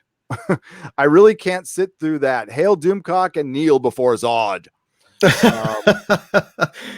God, 3 hours and 15. I mean, I don't care how long it is. I don't care if it's like 80 minutes. Who can be excited about this? I don't understand who could be excited about this next movie. What is there left that's of interest? What interesting character drama or fate are you longing to have concluded? Everything's concluded. I mean, I don't know what, everyone that matters is gone. Who cares about what happens to these tiny toons and Ray and Finn and Poe. I mean, Jesus Christ, all characters named with one syllable so that they're easy for the target demographic to understand, you know? It's Skywalker. Oh, too many syllables for the attention deficit generation. I just don't see it. I don't know why. Even aside from boycotting, because without respect we reject. I say it time and time again that this is the only way we're ever going to get anything good again. If we send a message that you've got to respect your audience, we are the consumers and we're right. But even aside from all that, who cares? Who cares? Gary, do you care? No, there's no excitement for this movie whatsoever. It's there's all kinds of crazy theories out there that would normally at least gain interest within the Star Wars community, and it's not even doing that. Like the whole Rey's going to go through the past through some Force visions, and she will be involved, and they're going to show like footage or footage that or cut footage from Empire and Jedi, different angles of the fights and stuff like that. I mean, they're trying anything to play on your nostalgia, and this is J.J. Abrams 101, by the way. So I can completely believe it's going to happen, and nobody cares. And she's going to be traveling with Ghost Yoda or what? Dude, it's they screwed the pooch, and they screwed it permanently. There is no coming back from this. You can probably, I could see them bringing in new characters in 10, 20 years that might interest some people, that might make it a viable like run-of-the-mill science fiction franchise. I can see that happening. It will never achieve the greatness it once had, and not even close. And it could have. It could have. That's the thing is they made some mind-boggling decisions, and you and I both have reported on why they made these mind-boggling decisions, or a possible reason. Well, we'll state that, a possible reason. And it certainly makes sense to me, because not putting all three of them together, saving the last movie for Princess Leia. I'm going to be really frank here. I'm sorry. And I'm going to apologize in advance to Star Wars fans, whom I love. I love the Phantom Menace. Carrie Fisher couldn't act anymore, even when she was alive. I'm sorry to disrespect her. I loved her. I loved her books. I loved her philosophy on life. I thought she was a great human being, fallible human being, but she used to talk about recovery and stuff. And I love that stuff, but her best acting days were behind her, and they were trying to find ways to keep her out of the movie. They injured her. I mean, all through The Last Jedi, she was in a hospital bed, and she got up and shot Poe and didn't say anything. And Admiral Holdo took all her lines, thankfully. And they weren't going to put her in the movie a lot. They weren't going to do it. That was bullshit. That they probably told her that and wanted the audience to think that, but she was going to be in it for maybe 3 minutes anyway. So, or 5. I mean, she wasn't in the movie that long. And, and Carrie, had her health problems and stuff, and they were evident in the movie. Okay. I'm sorry, but they were. So they weren't going to hang their hat on Carrie. And they'll probably bring Luke fully back to life now. And I don't give a shit. I'm with you.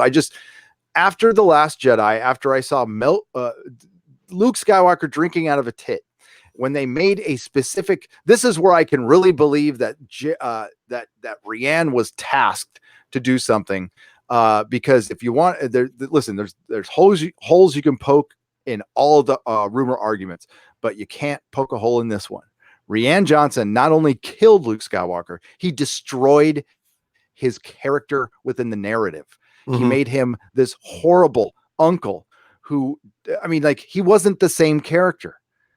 He wasn't the same character. And they emasculated Luke, and they made him a grumpy old man because they wanted to destroy every bit of his character so they could prop up their Rey. And I guess they were just that confident that people would just like Rey. So like, we can get rid of this, and we got to age him out anyway. He's getting old, and blah, blah, blah. There's no reason you had to kill any of the characters. You could have had it's a big galaxy, Doomcock. You could have had him ride off into the sunset and do whatever. There's no freaking reason. And you were a kid. I was a kid. I don't know if you had action figures, 500 years ago when you were a kid, but well, not then, but when I came up to 77, I did. There you go. And when I was a kid, I didn't want to play with action figures with dead characters in canon. I just didn't. I'm like, you're dead. You know, Obi-Wan. I never played with my Obi-Wan figure because he was dead. You know, and I didn't have, so I pretend he was a ghost or something. But yeah, I don't want to play with dead action figures, with dead characters. You killed Han Solo. Like, how you get? I mean, when you kill a character within the canon, it kills the character. Yes. So, like Han Solo, they destroyed that character as well. He died as a bad father and like an idiot. And yes, people are going walking onto a lightsaber, which is just not really like Han at all. Han is a very Han is an ex-smuggler, and yes, it's his son, but you know what? He grew well until they ruined it. I pretend Solo doesn't exist. So he was this ex-criminal. They are some of the most cautious people around. That's why they're criminals. They cover their own ass only, and that's what Han was known for. And he wouldn't just undo that. It was stupid. Everything about it was stupid, but it was just to dispatch these characters like that. We need to get them out of the way. The reason that they have to kill them is to further belittle them. I mean, exactly. That's all that's the only reason, is to go ahead and make their own Tiny Toon versions tower in comparison. That's basically it. It was all same damn thing happened in Star Trek. You and I watched Star Trek Discovery season 2, and what was the whole purpose of that? To destroy Spock. I want you to think about one thing. They made Spock. So Spock got framed by Section 31 by Leland for what reason? We have no idea, because we never found out. But he was framed for a murder with hologram technology that they weren't supposed to have, put into a facility, a loony bin. Then he was broken out and hidden at Sarek's house in his basement, surrounded by the mind-blocking crystals. So when Sarek was on the beach trying to search out his son with some new Vulcan power, and I guess he forgot about the mind-blocking crystals he had in his basement that he put in there, that he had to pay a lot of money for, by the way. He just forgot about those. So the Spock got hidden under there. I mean, but they made Spock, they cut his character. They emasculated Spock. They made him weak. They made him he had to learn empathy from Michael Burnham, because his mom wasn't, because he thought of his mother with too much reverence. So he couldn't learn empathy from his mom, because Right, because she was too, he loved her too much. So it's a wonder we ever learn empathy, Gary, because we all kind of loved our moms, even if they were flawed. Yep. Yeah. So this is, they are purposely taking our characters, our male characters, to prop up other ones, and they are undercutting them. They are devaluing them. They did it with Thor. They're doing it with Thor right now. And it's show after show, narrative after narrative. It's happening over and over again. And there's a point where you're like, what are they trying to do here? But we know what they're trying to do. And this is the stuff we need to stop buying, because they still want your money. They just want you to shut up. And they definitely they made Spock dyslexic. Yeah. They made Spock dyslexic, and they made him have emotional problems as a kid. So and they had Mikey Spock save his ass. So all in all, just about as thoroughly degraded and humiliated as possible. Just like Luke, they ran Luke into the ground. I mean, Han Solo got off lucky, frankly, compared to Luke. I mean, he's just an idiot and walked onto a lightsaber, but Luke was calculatedly a defector and a piece of shit on an island who was looking to kill his nephew and burn the Jedi text and throw his lightsaber away. It is a systematic denigration and excoriation of masculinity, just across the board. They hate fucking men. They hate them. Even the soy boys in Hollywood that run these studios hate themselves for being men. Yep. I mean, it's pathetic. Now, and you see it all the time. Like, narratively, why would you have Luke project himself? There was the ship. He had his X-Wing there. He could have lifted, fixed it, flew out there. No, we'll make up force projection because there's no way in hell we can have him be the hero of the episode or exactly. Over Ray, over the female. And this happens time and time again. And everything I'm watching, I mean, everything, even The Boys, there's little narrative changes to make sure that even if there is a white male character that you're supposed to like, he either gets his money, his power, or his inspiration from a woman. Yep. That's absolutely correct. And, you know, I did a whole video about Luke Skywalker, the ultimate betrayal of Luke Skywalker, which was that he force projected over, he walks to Leia. So he's interacting with the ground. He's interacting with the light because he blocks light. He casts a shadow. He's there. He actually like touches Leia and Leia touches him. Therefore, he has physicality in his projection. And you're telling me that this traitor, this worthless traitor is there and can use the Force, and he could go ahead and kill Kylo Ren easily. He could have gone ahead, not being able to be touched, but still having Force powers. He could have absolutely decimated the entire limited force of the new order that was there, topple them over, destroy them. Destroy them all. Could have wiped them all out. Instead, he had to leave it to Rey to lift some rocks. He is there, dude. He's there. He could have force choked Kylo. He could have done all sorts of shit, and nothing could have touched him. That's the argument that I made in that video, that it was the ultimate betrayal of Luke Skywalker. Completely 100% agree with you. 1000%. And then they had to explain why he died after the film, and that's always great. And that seems to be another common thing these days, is you have to explain things after the narrative, or you have to put out a comic book or a novel. So he hadn't used the Force in a long time, and like a heroin addict who was sober for a long time, and the disease is progressive, you end up doing the same amount as you did when you were in the thralls of addiction, and that's usually what you overdose from, is from doing too much or whatever, when you haven't done any for a while. And that's how they equated Luke dying at the end, which was just utterly ridiculous. And it sounds like they made that shit up afterwards. They're like, oh shit, we got to explain that. They already did, dude. They already did. I did a video on that where Ruin Johnson is quoted in an interview in saying that up to the last minute he didn't know if Luke was going to live or die, and he just in a whim basically went in the editing bay and told his guys, yeah, go ahead and fade him out here, let's have him die. I mean, it wasn't even in the script. And Mark Hamill tried to say, oh, it was in the script, and yet there's this interview with him and Ruin Johnson, Ruin in his own words, saying that it was a last minute decision. So much for the death being absolutely essential to the fucking narrative. A lie. Yep. Straight up. Yes. So yeah, 3 hours. No, thanks.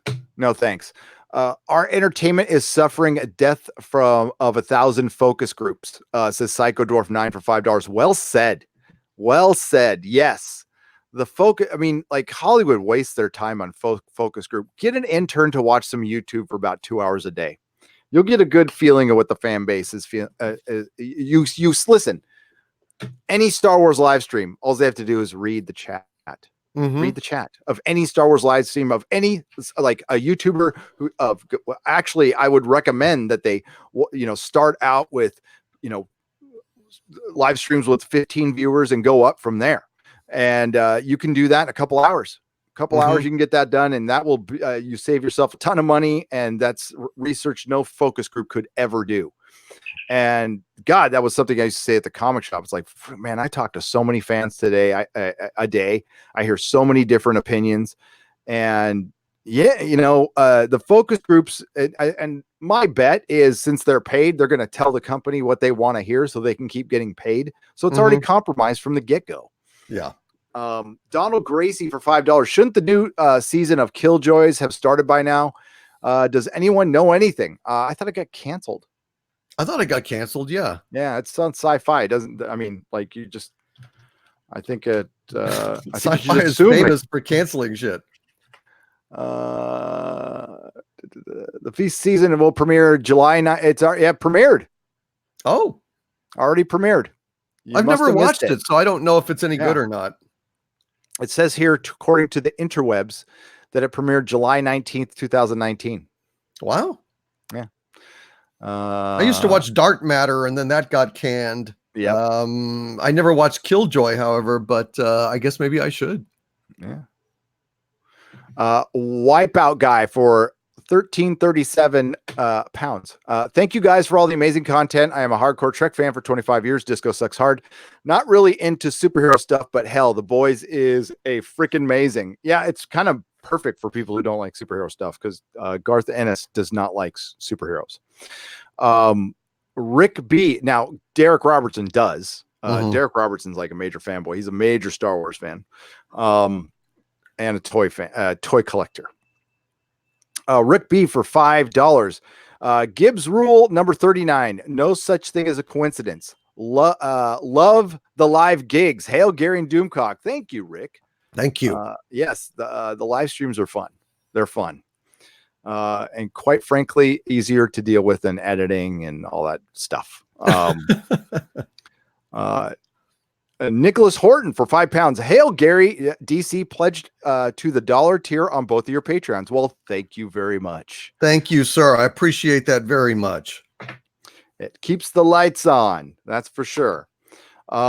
C Walker 94 for $5. Added all seasons of the Equalizer on Plex since you guys were talking about it. Well, now we have to get those Plex things going. He put the Equalizer on there for us. Yes.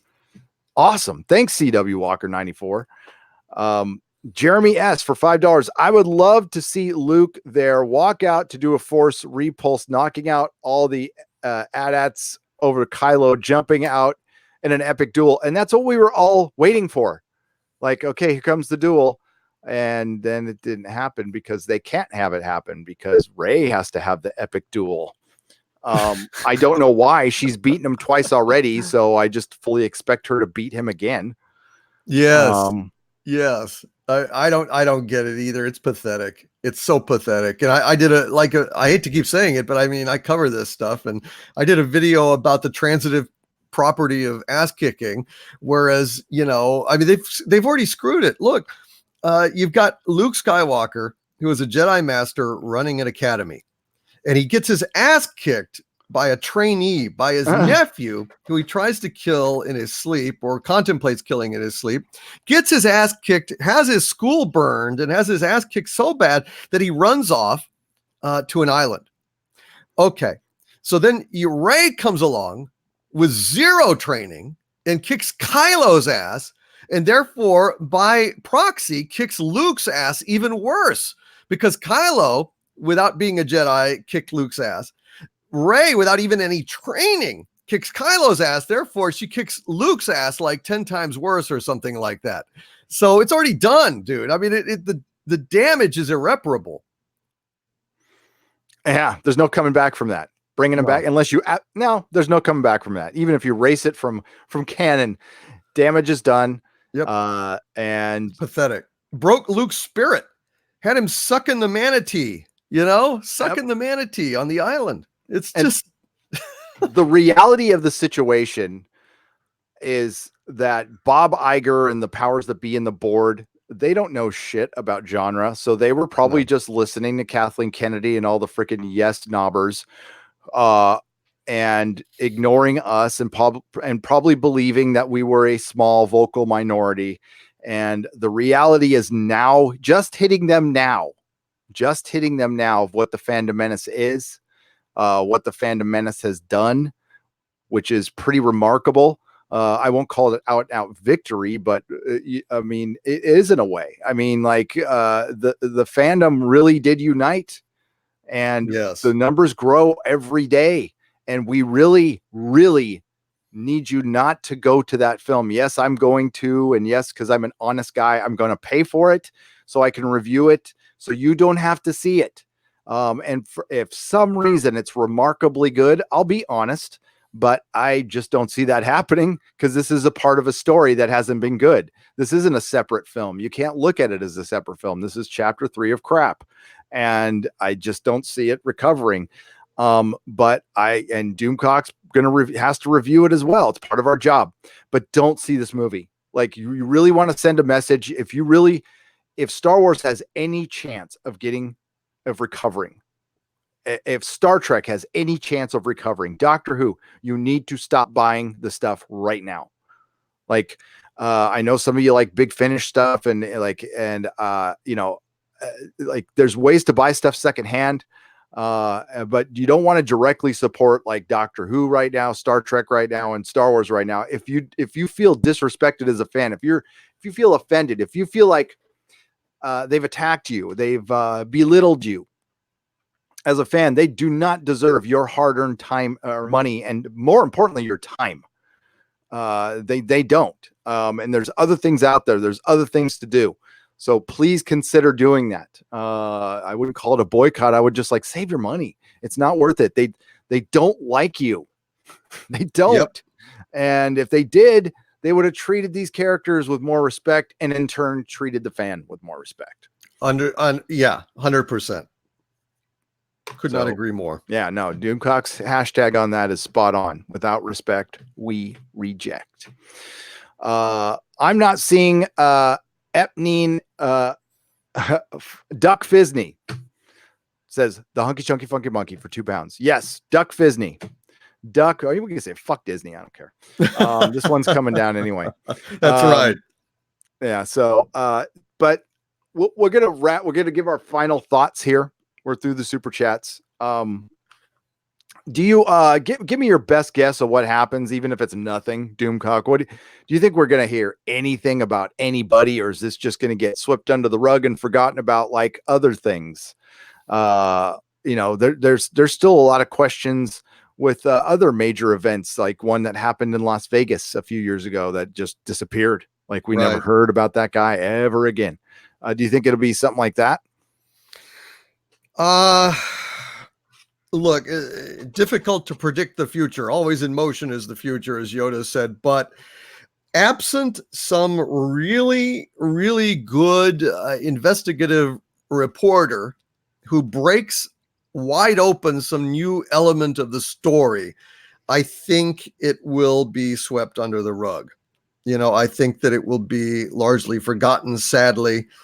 But that's always possible, that somebody may actually, some crazy, magnificent bastard, who knows, may scuba swim over to the island under cover of darkness and film some kind of Alex Jones like evidence or you know what I mean? But other than that, I think it's probably going to fade away. What do you think? I totally agree. I think it'll just be swept under the rug, and something will take its place in the news cycle, and it'll be forgotten. The only thing I can do here is send out a plea to anybody in the mainstream media, any federal officer involved in this, or attorney or somebody. If you run across any information that can really blow this thing wide open, and I want you to think about think about the kids, but think about the ramifications of letting the powers that be get away with this, and think about your job, and think about what you are supposed to inform us. You are supposed to protect us. You are supposed to transparency we don't get it a lot in the government, but it's an important thing in a free society. And if anybody does come across anything, and maybe you'll have to risk your job, maybe it'll even be dangerous, but think about the bigger picture on this thing, because if they get away with this, they're going to get away with much bigger things in the future, and it does need to stop now. So if somebody does know something out there, man, be brave. Be brave. I know I'm asking a lot, but and I know a lot of people disappear, but just consider that, and think about what Bob Lazar did. He started blabbing, and that probably saved his life. you can get protection with the public. But there's also the other circuit. That's also, I think, what was behind this murder was to scare the shit out of anybody who was ever thinking about saying anything. It's like, look, we're doing this in the open. Try something now, and look at Snowden, and so, God, it's depressing about that. But I think it's swept under the rug, and I think it's done, unfortunately. And I just want to send a shout out to our listeners. And in Norway and those regions around there, there's articles about Norway detects radioactive iodine days after the rocket explosion in Russia. I don't know what the fuck Russia was thinking. Putting some kind of nuclear reactor on a fucking rocket? This is exactly why you don't fucking do that. It's just stupid. I mean, it's not even a political thing or a national thing. Nobody on Earth should try to do nuclear propulsion on a fucking rocket because they blow up all the fucking time. So, some of my friends who are in that region, like Absence of Logic and some, guys like that in that general area, you guys take care. And my heart goes out to you. I'm so sorry. This is ridiculous. I did not know about that. So they're detecting it, and I'm looking at a news thing in Norway. Yeah. And the initial report was, the radiation level went back down. It spiked briefly. Why would it spike at all if you weren't idiotic and put a nuclear reactor as a fucking rocket thing? Come on. I didn't know that radiation just spiked briefly. That's what they said. Yeah. Hang on, before we go, I'm looking to see. I think there's video on this thing exploding. Oh my God, these things happen all the time. That's why you never do that. Otherwise, the ideal way to get rid of nuclear waste would be to shoot it off into space. But for the severe risk of it, what happens if the rocket blows up? Then you're fucked, right? Whoa, yeah, I didn't see that video. That was crazy. Hang on a second. I'm going to try to show it. Oh, hang on. Okay, yeah, I'm gonna try to show this. It's fucking heartbreaking. I mean, come on. That's ridiculous. It's utterly ridiculous. I'm not an advocate of nuclear power. It just never will be. It's just too insane. It's a fucking insane way to boil fucking water. I'm sorry. Yep. And I grew up right next to the nuclear tits down in San Onofre. I was about 30, 40 miles away from those. And in our phone book at the back, it gave, if there's a meltdown, like, this is your safe zone. You need to be out of here in a certain amount of time or you're dead. Safe zone. And I remember looking at that when I was like a 10-year-old kid. So watch this, guys.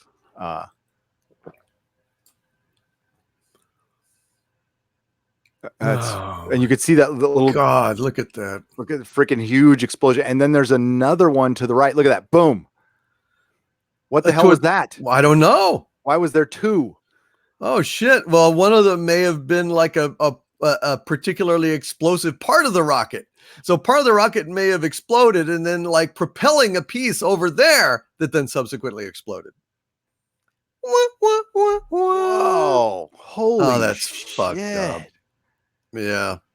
Officials. A small nuclear reactor exploded during experiment. Yeah, small. So that they're detecting radiation in fucking Norway. Great. Jesus Christ. God dang it. Holy shit. Yeah. That is insane. No country should use that shit. It's just too damn dangerous. Period. Dumb. Just completely dumb. Yep. All right. I think we got a couple more super chats and then we will call it. Psychodorf 9 for $5. Episode 9. If it is a solid hold story with hot and cold running butt kissing, I'm still done.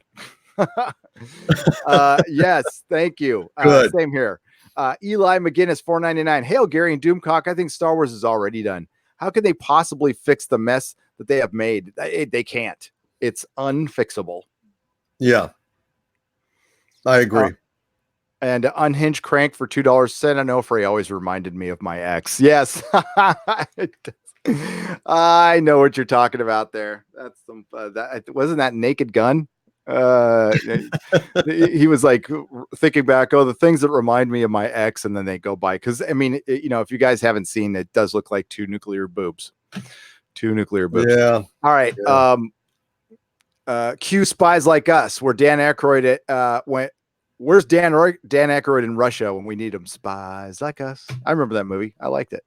Paul McCartney did a theme song for it. Oh, wow. All right. So we're going to let it go there. It's 3:00 here in the west coast of the United States of America. And plug your stuff, my friend. Yeah, plug your channel and your Patreon.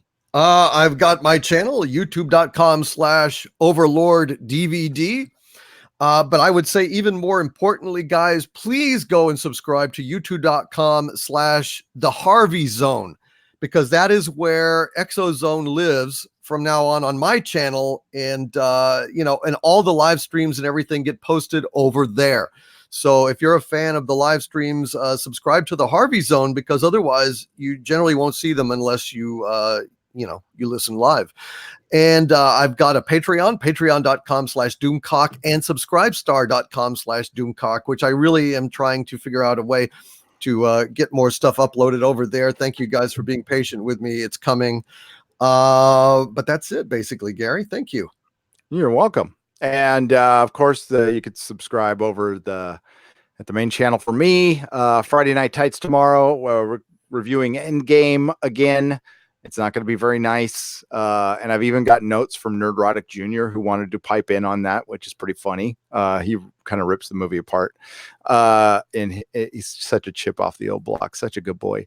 And yeah, we got the Inquisition this Sunday on Doomcock's channel. That is correct. Yes, on Doomcock's channel. So don't forget to tune in for that.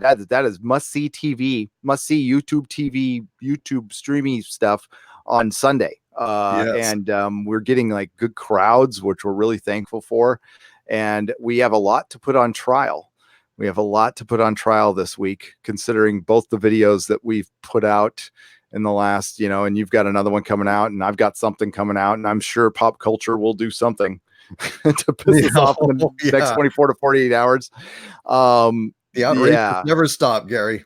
It just never stops. It never does. But hey, the funny thing is, like, we haven't heard a peep out of Disney concerning our rumors, which have gotten tons of traction. So I want to thank, Bounding into Comics, and what was that other? Oh, I forgot the name. The Australian one that I the sausage. Let me get the name. I want to give him. I want to give him a proper shout out. So Bounding into Comics reported on our rumors, and Bulls Trek made a video. Thank you. Echo Base Network shouted us out. I believe even Mundane Matt did a video on our stuff, which is so weird. And what was the name of that website? I'm so sorry to this website. My major apology. It's Sausage Roll, sausageroll.com.au. They wrote up Doomcock's rumor there. So thank you for doing that. And we love John F. Trent at Bounding into Comics. He's a member of the Phantom Menace. Absolutely. And a reporter, of course. And everybody else who's commented on it and stuff. And Jeremy's talked about it. So thanks, everybody. We appreciate your support always. The ExoZone will be back on Harvey's channel, who Doomcock was just mentioning, next week. So please subscribe to the Harvey Zone. And yeah, that's it, man. So any final words, sir, before we go? No, just been a great time on the ExoZone, and talking about a dark subject, but I think we did it justice, but also kept it kind of light. And, yeah. We'll see what happens. Unfortunately, I wish I had better news for everybody, but I just don't think anything is going to come of this. I think it's nope. I don't know, but it may have had a long-term effect with the normies of introducing, I think, a healthy skepticism about certain things. That's what certainly. So I guess, yeah, the next episode we'll be back to UFOs, and we'll hopefully I can get you caught up on I think a new episode airs tonight of Contact, which was a pretty good show. So I'd love to hear your thoughts on it. Yeah, But, I need to watch that. I need to catch up on good. that. Contact, it's called. It's called Contact, and it's on like Discovery Science or something like that. It was really well done. So yeah, I'll check it out. thank you very much, everybody. And Adam Child for $1.99 says, thanks, Gary and Doomcock, for another great show. Thank you, Adam Child. I greatly appreciate it. Everybody have a great day. Be good to each other. Take care.